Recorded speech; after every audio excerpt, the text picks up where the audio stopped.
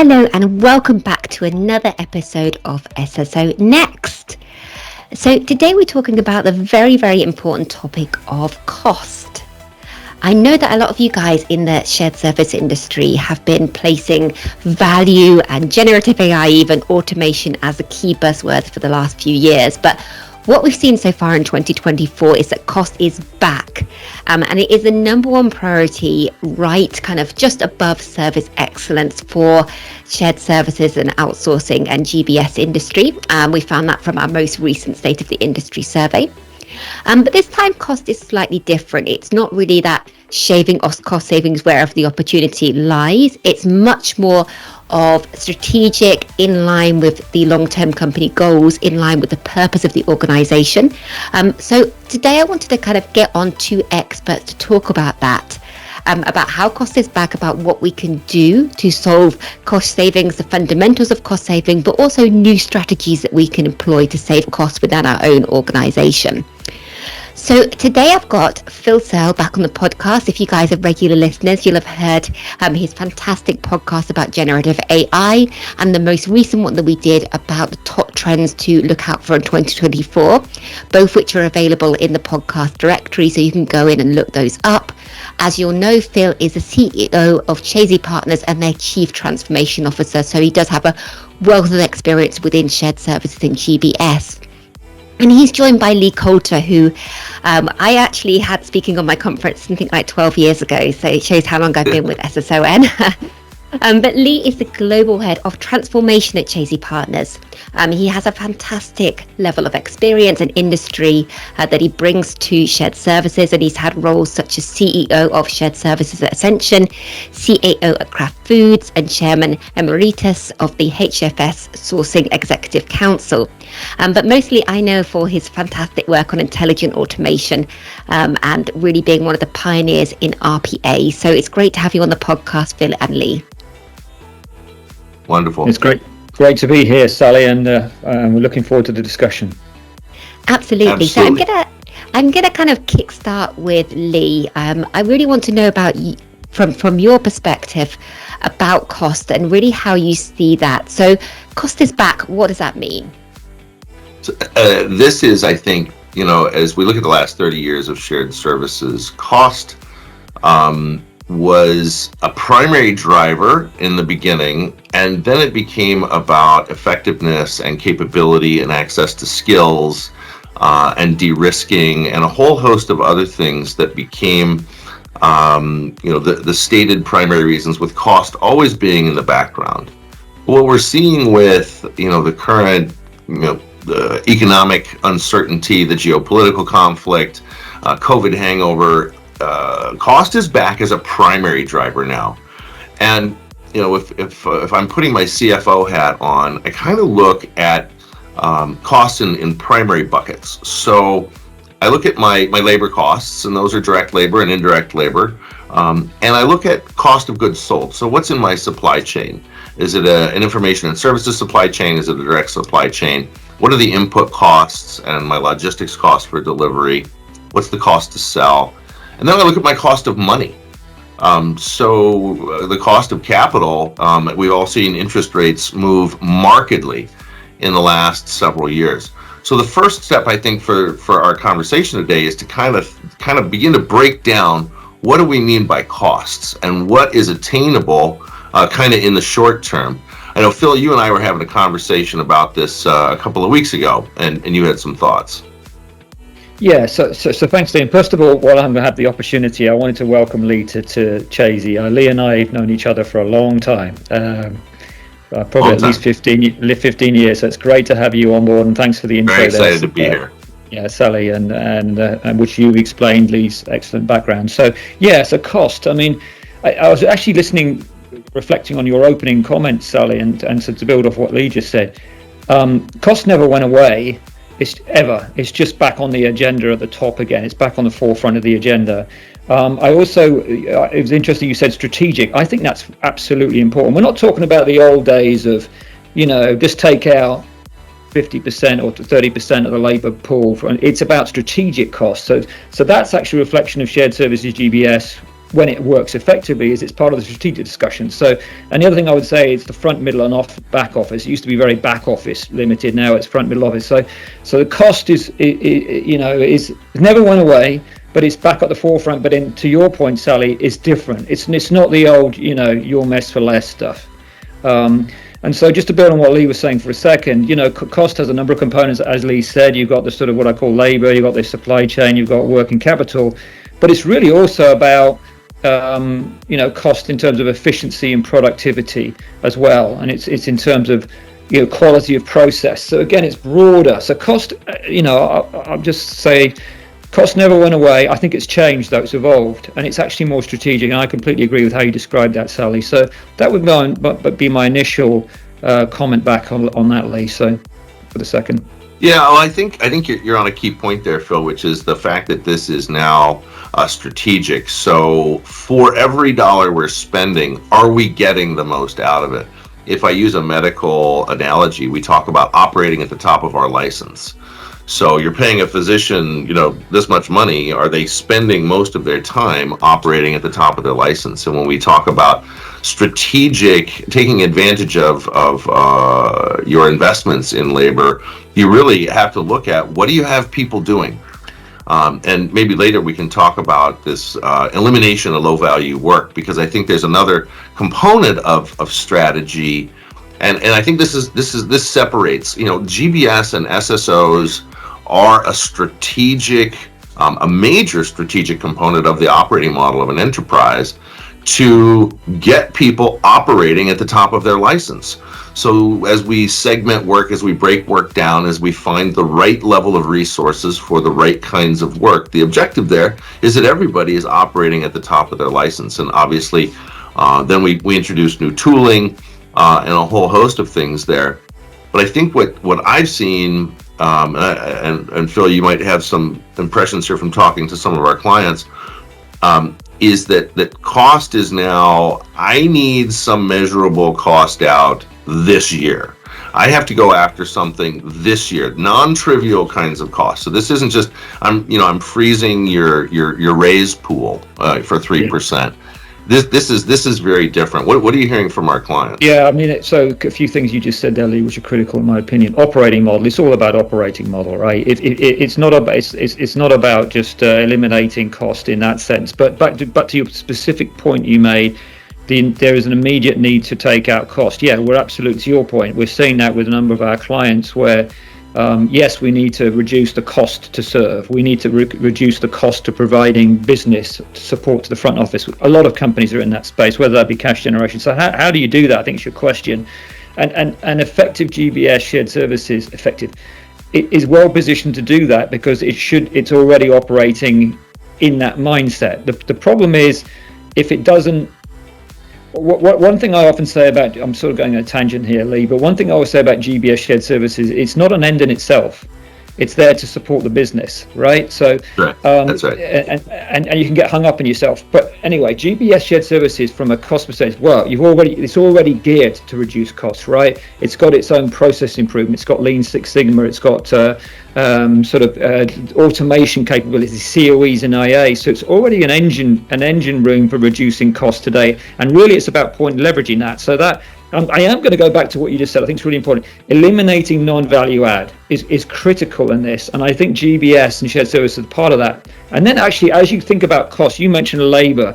It's not just labor, it's spans of control. We're hearing a lot these days about spans of control and eliminating layers and making things more efficient. Again, GBS shared services, while it won't necessarily be eliminating layers itself for the front office, for example, it can be an enabler for that because it can put in the framework to understand how you can do that. So we're dealing with a client, working with a client right now, is we're actually looking at eliminating layers from management, because if you add in layers of management, it can actually make processes worse, slower, more bureaucratic. And that will increase cost and not be good for the business. So there's all sorts of ways that GBS shared services can do that.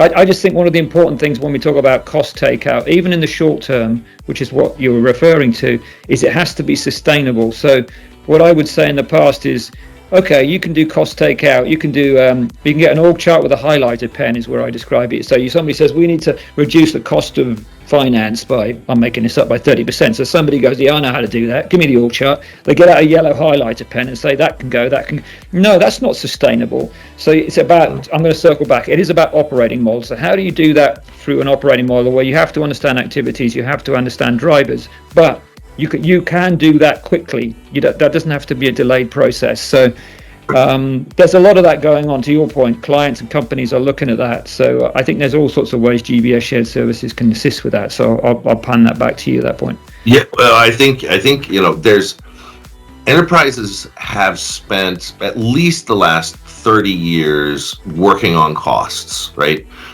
So this is not like just we'll just X some things off the org chart and hold our breath and everything will find a new home. This now becomes about benchmarking, right? And an interesting dynamic. What is the part of the organization that is most familiar with process discipline, process decomposition, process benchmarking, cost benchmarking? Oh, wait, it's the GBS organization.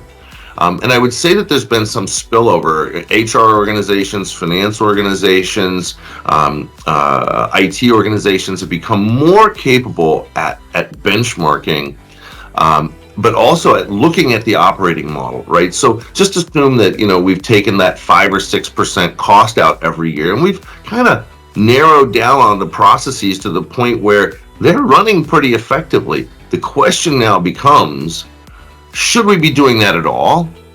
Is it a value to our customers? Is it a value inside the business? I'm sure, Phil, you have stories, as I do, looking at massive reporting and analytics groups. And then you go trace through the 1,000 reports that these very expensive people produce, and you find that like 2 people look at 2 of the reports. Everybody else has their own custom reports that they've written into their ERP. Yeah, and yeah, so I mean, yeah. Sorry, I was just going to say on the BI analytics, Lee, you're absolutely, this is an area we're seeing a lot more focus on, and it's the classic area that's almost been protected, because people think that just because you have a title that says BI analytics, or you're in some sort of, analysis or FP&A organization, you're somehow adding value. No, you're not just doing that because you have the title. And so we are. And actually, to your point, I'm just going to, where GBS shared services is getting more and more involved from a value perspective, right back to what Sally said at the start, is in what I would call maybe traditionally mid-office. So that's FP&A, BI analytics. And the other one I know is a favorite of yours, and I'm going to kick this straight one back to you, is procurement and sourcing.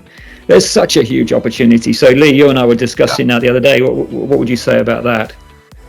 Well, so if we begin to look at procure to pay, and whether or not you have a direct or an indirect supply chain, you have every part of the cost bucket, right? So what's your operating model? You have cost of money in there, right? So you have your days payments, payables outstanding. You have contract compliance. You have price leakage.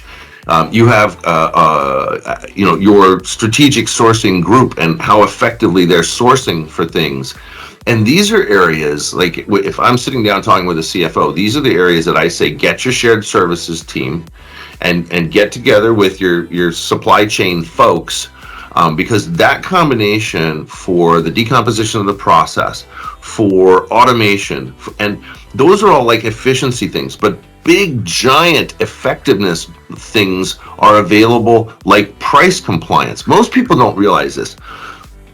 If you look at a company's total supply chain expense, on average, about 3.7% of that is called price leakage. And what that means is that you contracted to buy a pen for 17 cents, but somebody sent you a bill and it was 20.5 cents, and everybody was like, okay, well, they sent us a bill, so we'll just pay it. And the reconciliation, you have to find it before you pay the bill, right? So this is where we begin to bring in intelligent automation, intelligent document processing, and some of the highly sophisticated skills that GBS brings to the party. So supply chain and that procure to pay space has its operating model, its span of control, its efficiency, but most notably for rapid cost, its effectiveness, and finding all the places that you're spending money as an enterprise that are not delivering critical value to the company. Yeah, right. I mean, so I always, when I think about procure to pay, to your comment, I break it. And you sort of done it, but I'll break it into three categories: supplier relationship management, which has a number of components: contract management, vendor pricing, preferred vendors, contract negotiation, etc. Then you have process, which is the actual P2P process, which is where a lot of the leakage comes in as well in terms of the process. By the way, straight through processing. I'm going to go on a tangent.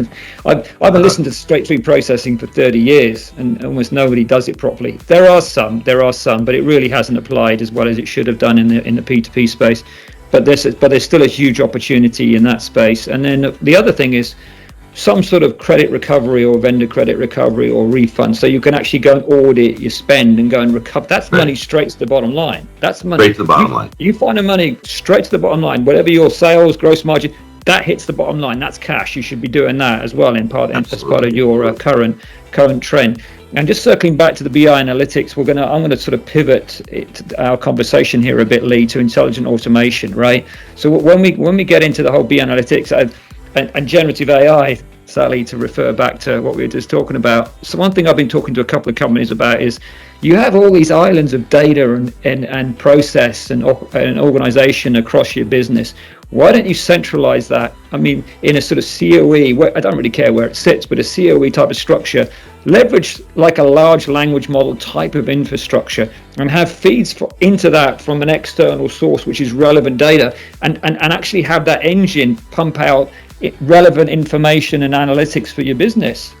And back to Lee's point, probably 80-90% in my experience of data that's churned in the business is completely useless. Nobody reads it, nobody reviews it, it's of no value, it's inconsistent. Yep. So how do we make it better? Well, I'm not saying it's easy, but you need to start to understand that, and that's a huge opportunity.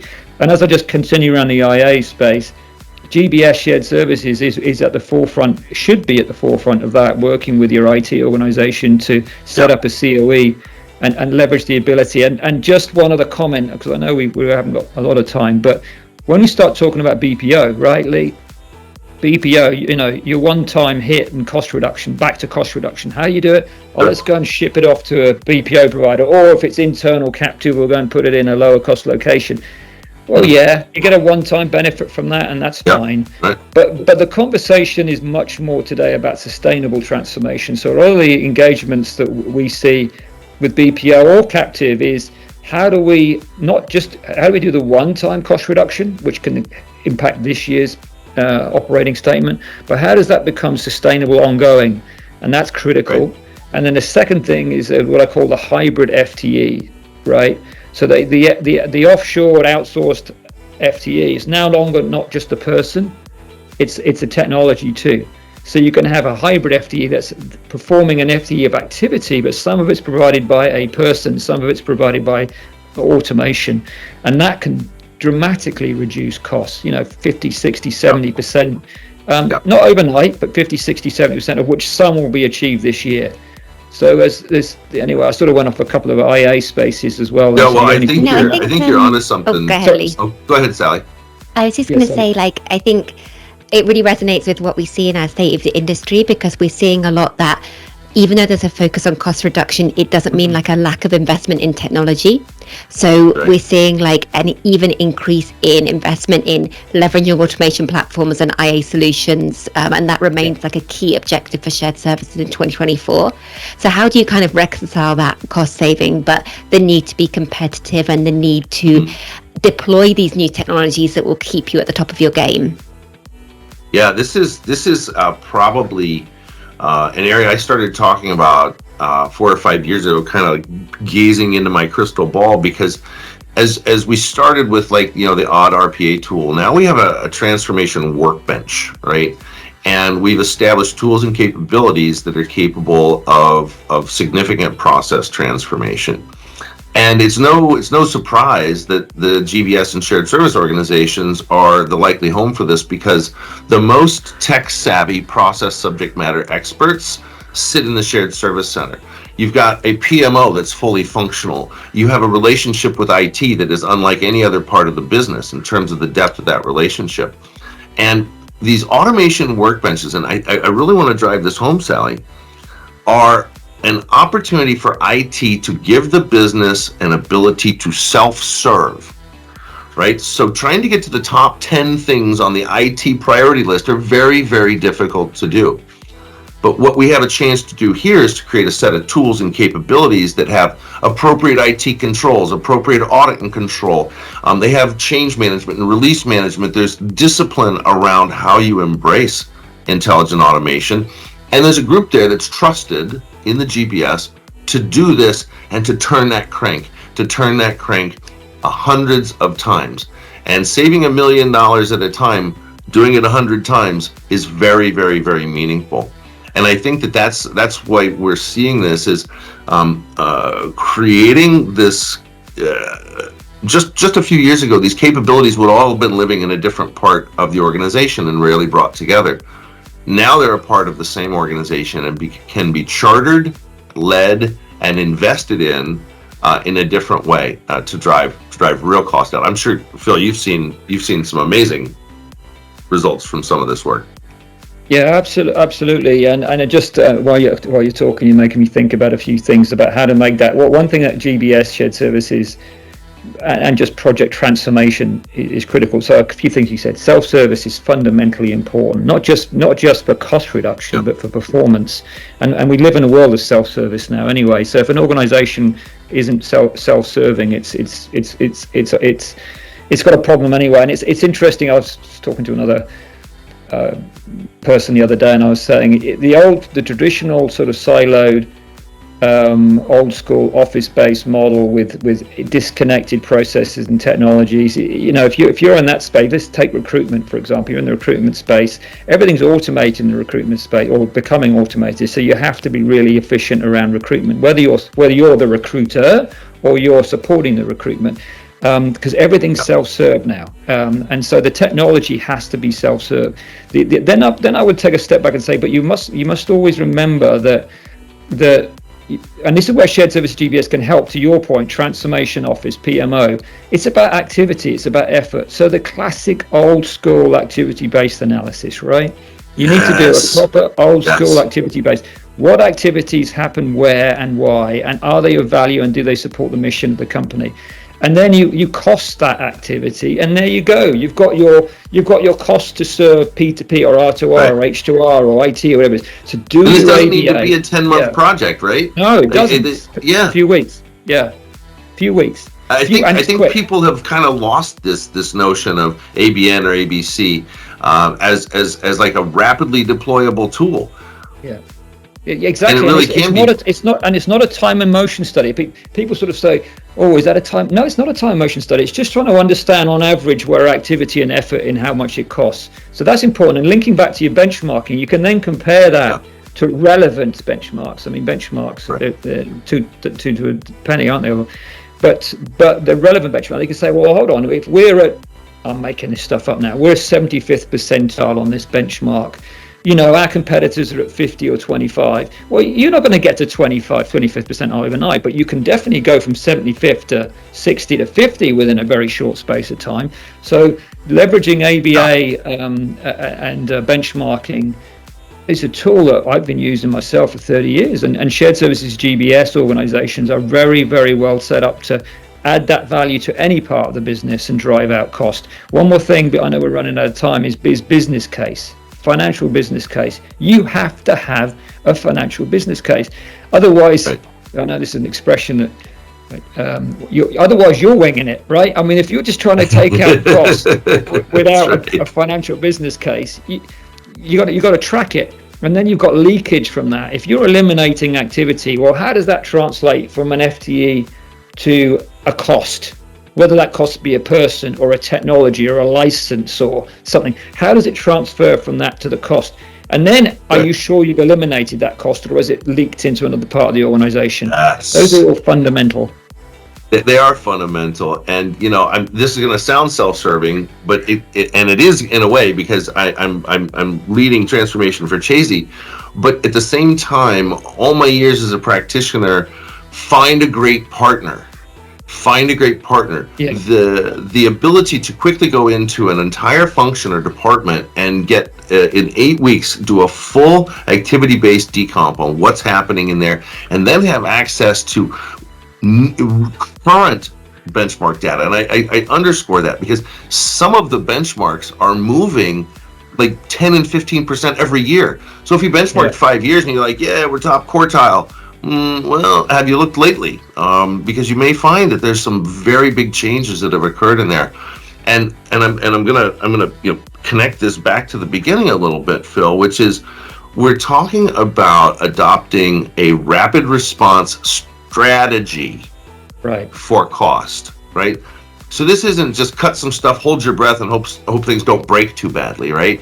This is about ensuring that we are investing in the things that we need to, that for a continued value, creation, and looking constantly at everything else that we're doing to saying, is it delivering value? And do I understand how competitive I need to be in these different areas? And having a partner that can help you come in and get this work done quickly and effectively, and help you lay out a strategy. You got to have a good partner. Yeah, and actually the partner. Totally. Sorry, Sally. One quick down. The partner thing is interesting because we're a partner. There's the technology partners, there's our BPO partners. I totally agree, but that all links to value, and what that links to is ROI, return on investment. And you sort of said this earlier, Sally. You still got to invest in things, so there's dollars still being spent in a cost-cutting environment. You just got to make sure that the dollars you're spending are adding value and have a return on investment. So that's what organizations are thinking about a lot is. Oh, well, some of them are thinking about it more than others, to be honest with you. But it's leveraging the dollars you spend in the most effective fashion, as opposed to just, in inverted commas, cost reduction. And then you've got your cost reduction, non-value add, automation. So the combination of those two is really powerful for businesses that are really wanting to deal with that macro environment that you mentioned, Sally, right at the start. So sorry, back to you, Sally. No, I was just going to say, I've written so many notes and I have a couple more questions before I let you go. So what we're saying is the top tips for cost reduction or cost saving is self-service, hybrid FTEs, looking at your supply chain for opportunities to standardize, centralize, automate, activity-based analysis, which was ABN and ABA, were new acronyms to me. Yeah. Benchmarking and using current benchmarks, Lee, is very important, is what I took away. And having a business case that links back to the business strategy, not just the financials, and prevents leakage. Now, what I want to ask is, what's the first thing you would do to reduce costs as a GBS leader? And the second is there anything that I'm missing that could be an opportunities for cost reduction? So maybe out of the list, if you could tell us, what is the first thing you would do if people are getting nervous? You want to go, Lee, and I'll come in? Yeah, so I'll offer a couple of things. And one is, before you can act quickly, you have to have some sense of where you are. So my very first point is how good, how well positioned are we in different areas? And so the first component is you got to figure out where you are. So before you take that first step, all too often there's a knee-jerk reaction and somebody believes that we have too much cost over here, and then there's action that ends up going nowhere because it turns out that department is quite lean and is performing quite well, and there are existing investments in technology that will continue that. So first is, where are you? And then secondly, I'm a deeply passionate believer in global process ownership, because the problem is, if you look at the way the reporting relationships are set up in a company, nobody owns the whole thing. And if you don't have global process owners, then to make a change to your operating model that can actually introduce different processes and different enabling technologies, you need someone who's accountable for the thing on an end-to-end basis. So if your organization doesn't have global process owners, you are severely handicapped you've eliminated a whole population of things that would be on my to-do now, like my first steps list. What do you think, Phil? Yeah, I mean, I was just going to, you said, you've got to understand where you are. So back to Sally's question, what's the one thing you would do today if you were GBS and somebody said we got a target? The first thing I would say is just take a breath, right? Let's think about this and how we're going to do it in a strategic, effective way. Now the point is, so it's the concern on slash and burn and cut the travel budget and lay off a bunch of people or whatever it is. That's all. Maybe that's part if you're in a burning platform scenario. But take a breath. Think about the drivers of your business, the ABA, the benchmarking. In fact, we always do a baseline. I'm going to say this, I'm going to come back to it. Whenever we're looking at doing a transformation, which includes cost takeout, you need to understand where you are. So it's understand your business, your stakeholders, understand your activities, which is the ABA, understand your technology footprint, which is your landscape, and your pros and cons of that, because often you can see, one thing I see so often when I look at technology, public sector is terrible at this. It's not spend on technology that's the problem. It's the use of that technology is the problem. If you actually look at the dollars spent on technology in public sector and higher education and some of these bigger conglomerates, they're spending billions of dollars on technology. That's not the problem. The problem is how you deploy that technology and how you train and how you influence and how you interface, and that's the problem. So there's plenty of dollars, by the way, in wasted technology spend that can be sorted out.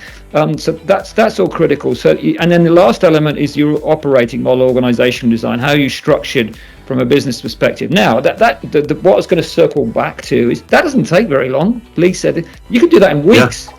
That doesn't take. That's not.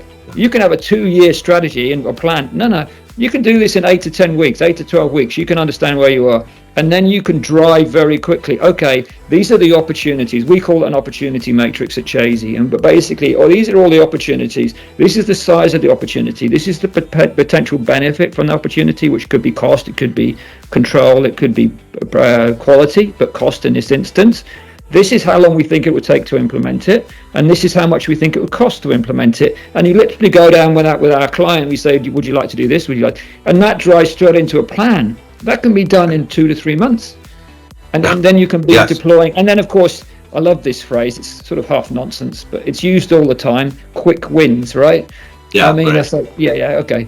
Quick wins. There's so many quick wins. I was the slowest things out there. Low effort, high return. All right. So we'll just use a different term. Low effort, high return. There we go. Even better. So there's, and then within your plan, you can say these have low effort, high return. Thanks, Lee.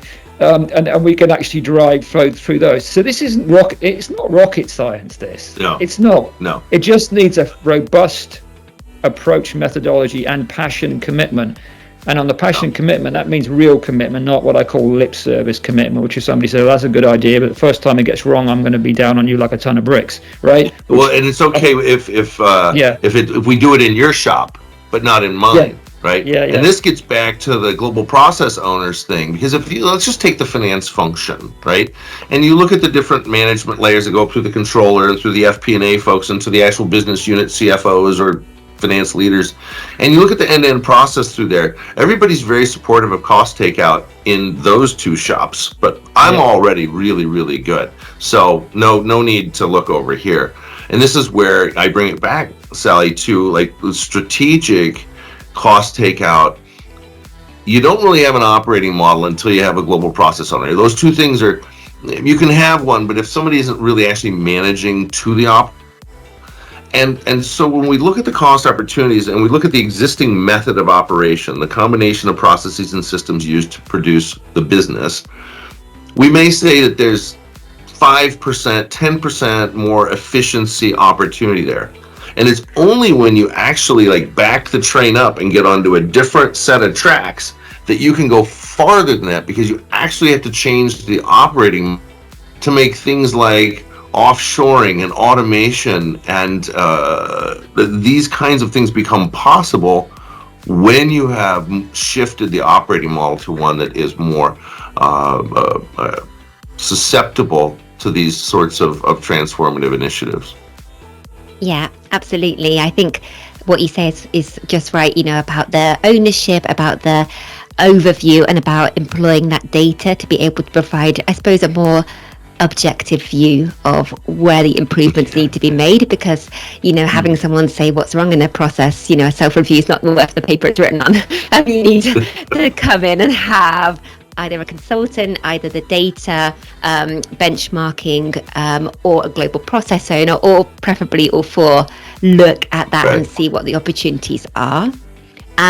Now, I could talk to you guys all day about this topic, but sadly, we're kind of coming to the end of our time for the podcast. But I do know that we're going to see you next month in Orlando at Shared Services and Outsourcing Week. So I'm looking forward to that and to hearing more about all of the different topics, because I know you guys are into the generative AI, into the obviously GBS transformation, customer experience we've talked about before, Phil with Herbalife, and lots of different topics. So I'll catch you then. And to all of our listeners, yes, if you want to see more from Chazey, go ahead. I got to plug the workshop. Have to plug the workshop. We've got a workshop going, so please, everyone, come see us. What's your workshop Phil on? and I will be doing a workshop in Orlando. So I just had to slide that in there before we close. No, do tell me, what's the workshop on? It's a guided exercise, very much aligned to what we were just talking about. So Perfect. This is very much helping people to examine their organizations and have a takeaway, which is when I get home next Monday, what are the things we need to do? So this is so well connected in time and space, Sally. This is just awesome. So we're actually going to continue this theme and continue these dialogues and give you practical tools and working groups in an actual workshop doing work to help give you a takeaway that's useful when you get home. So if you want more of this in real life, guys listening, then do join us in Orlando at the end of March. Or if it's not possible, then please do visit the Chazey website. I'll put a link to that in the episode description. But thank you so much, and I will see you guys next time. Yeah, thanks very much. Thanks, Lee.